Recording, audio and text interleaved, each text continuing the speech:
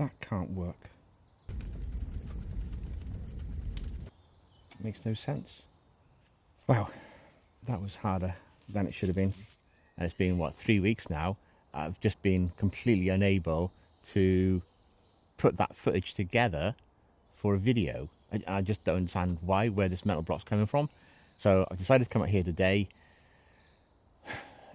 you know, familiar settings, local woodland, just to sit down, have a brew, just to figure out why can't I put this content into a video? What's going on? I don't understand. I'm also doing something different today with this, my little Trangia stove. I'm going to show you what's been giving me my mental block, and I'm going to be showing you a coffee that, how do you explain this? So I met a guy at the weekend. It sounds dodgy already, doesn't it? So I met a guy at the weekend, and he owns a company called Soldier On, or Soldier On Coffee Company, I think it's called.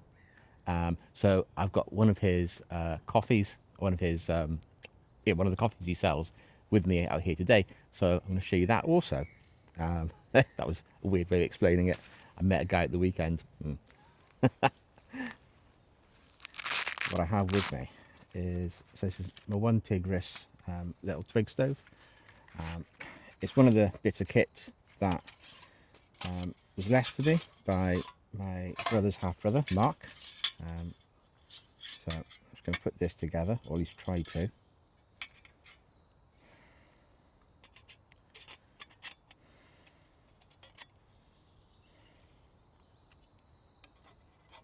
So the reason that I have this with me is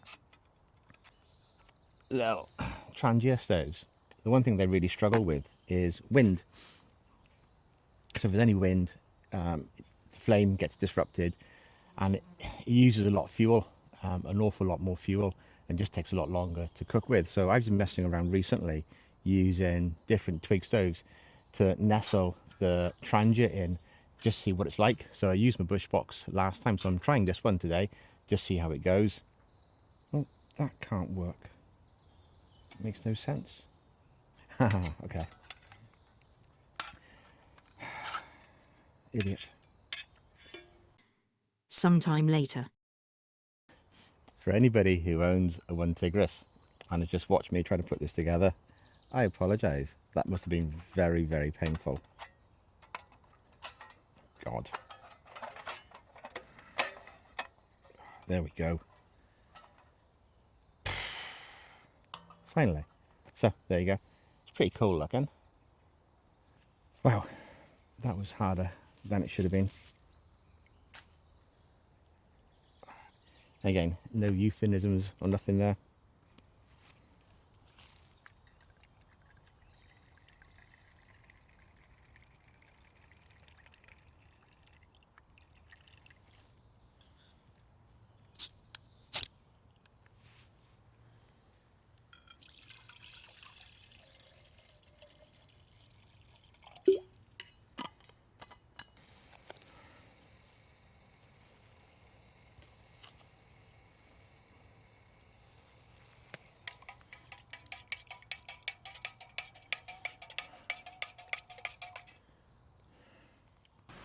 The plan was to record some of our time in Corfu for, for a walk to Brew video.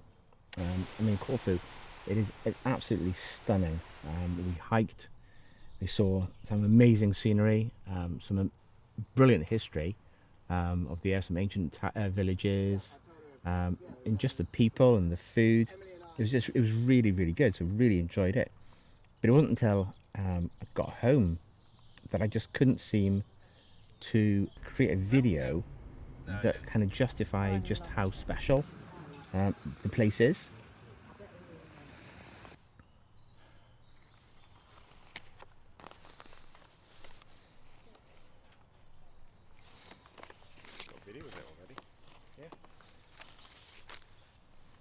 So the plan is coming back out here, somewhere familiar.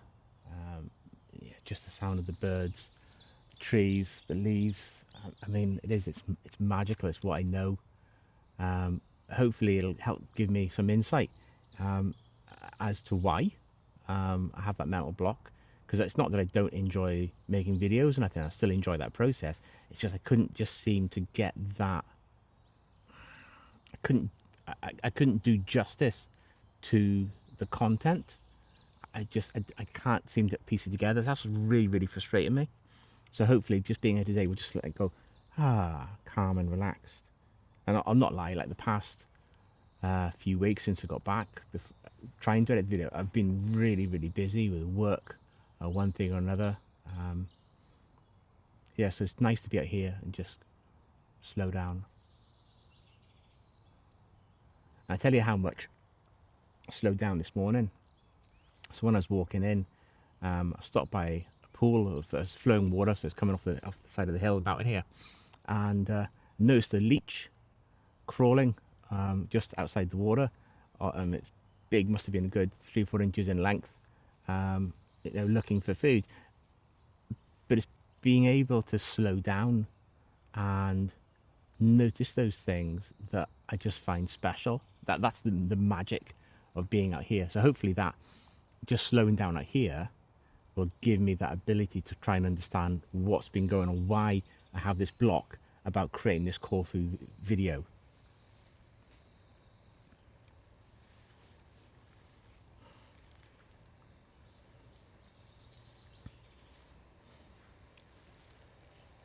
I don't know if you can see the flame here or not. I'll have to use my iPhone here to show you this flame. But the flame is, I cleaned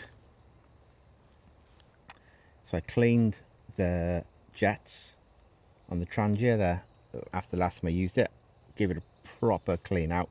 I mean, that is a much healthier flame now than the last time I used it. And also the front of the stove's rockingly cool. It is a cool looking stove.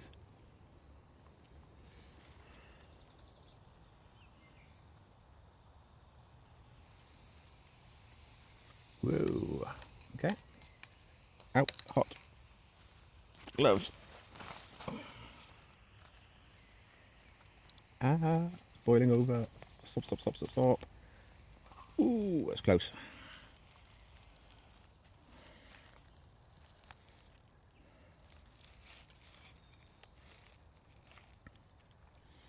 So that boiled quickly.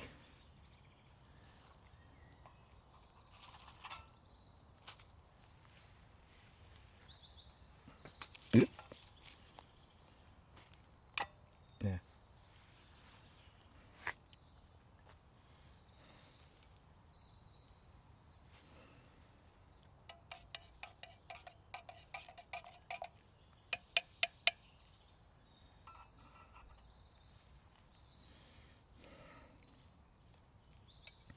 Ouch.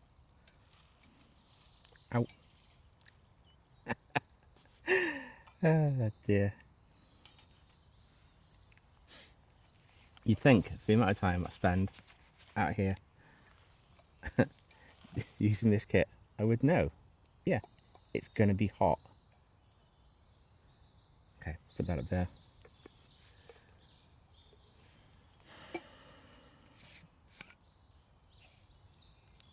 Lovely.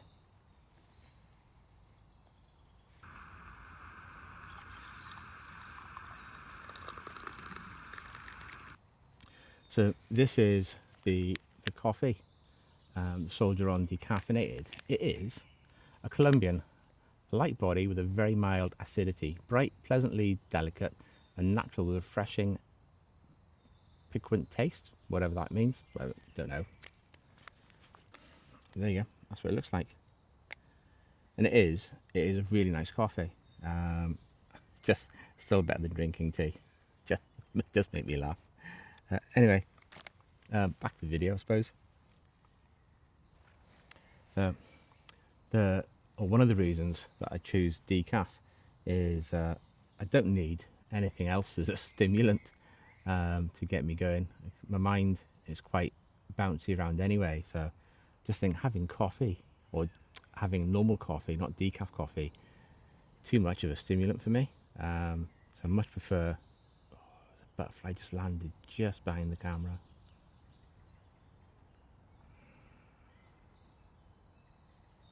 Brilliant, man. Goes. Yeah, just being able to slow down and just be more calm. It just seems, it's just that's more me than being stimulated all the time. That's fantastic. I do like that. So, yeah, mental blocks still there. So, the video from Corfu. I mean, the video, the content is it's stunning. Um, the views, the scenes, the food, all the stuff that record. I think I recorded nearly 3-4 hours worth of content, maybe a bit more, maybe near 5. I don't know. But I know I went through 2 SD cards of content, but it was absolutely beautiful. But I just, for some reason, I just can't piece it together. I don't understand why. I don't. It just lacks. It's lacking something. I just don't know what it is. It's like it's lacking the story, the heart of what I try and pout as videos on my channel. I don't want to just do videos of just, aimless conversation, reviewing content. That, to me, there's always a deeper resonance, be it mental health, physical health and well-being, loneliness, connection. There's always those more softer angles interwoven into what I'm, out here doing, whether it's talking about the one Tigris and my struggles of putting that together, making a coffee, putting a tent at wild camping, whatever. There's always a narrative, a story behind it. And I think that's what I'm trying to, I'm struggling to find in the content from Corfu.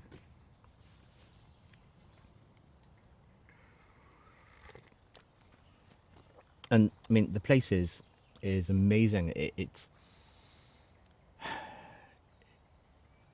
We were maybe 50 meters away from the sea, from the coast, and you go to bed at night time, you hear the waves lapping on the sand on the beach, and it was so, it's the safest place we ever stayed at. It's the most securest or safest environment, in that everyone just left their patio doors open at night time, so you just had like a mosquito net over, and just hear the crashing of the waves. It was just so magical. It was a place that really, really embraced me completely, kind of calmed me, relaxed me, kind of took care of me. And the shots that kind of, yeah, I think this is might be it. The shots that I recorded, whilst they're cinematically beautiful, but they just don't convey what the place meant to me, how that place nurtured me and allowed me just to, I mean, so relaxed, man. So relaxed. It's amazing.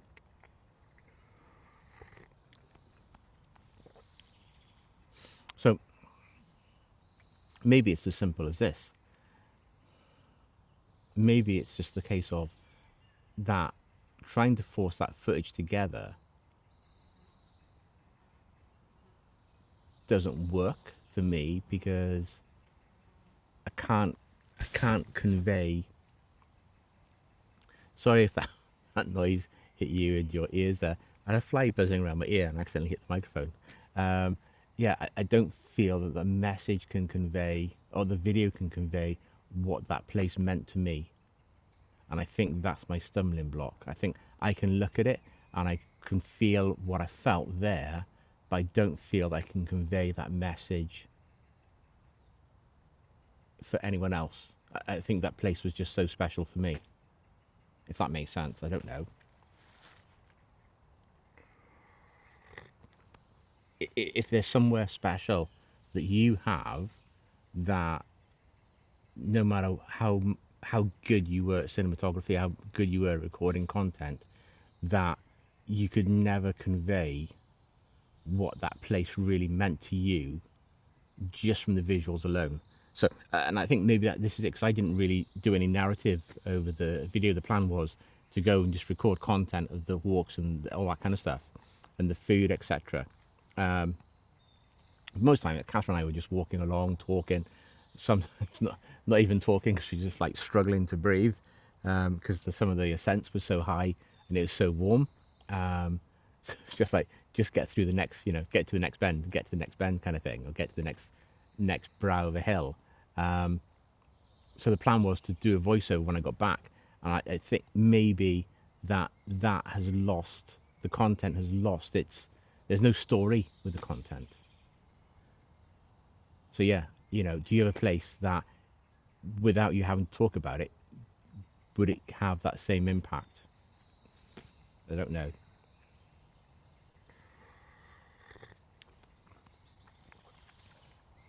And I've just noticed something here. I have to share this with you guys.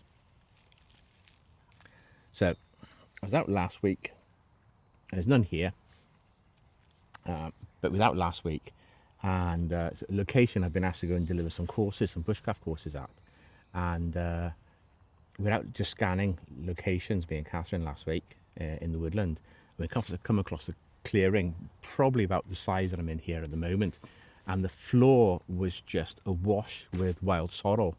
So wild sorrel, the leaves look like a heart kind of shape, and they kind of taste like a lemony kind of apple kind of flavour, but really, really tasty.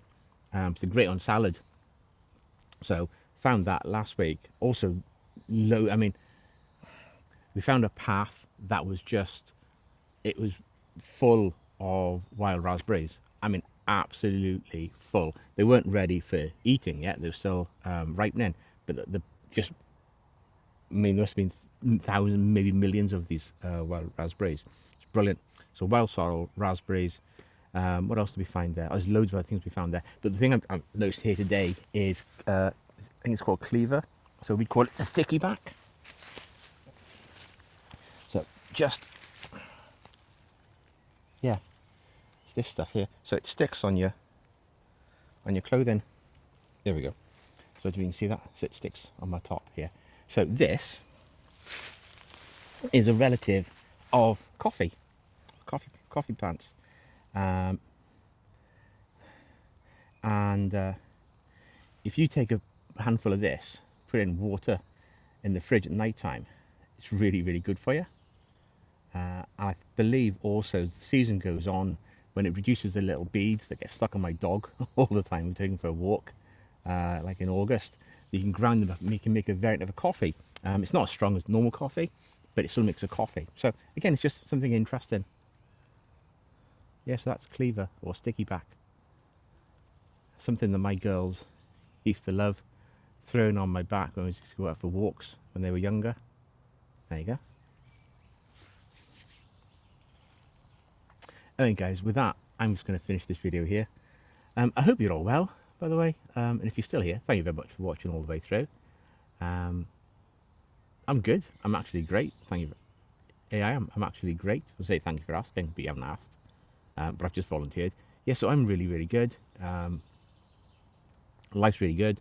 Just busy, but that's not a bad thing. Yeah, we have a little bit of sunshine today, which is a really pleasant change from that rain that we've had.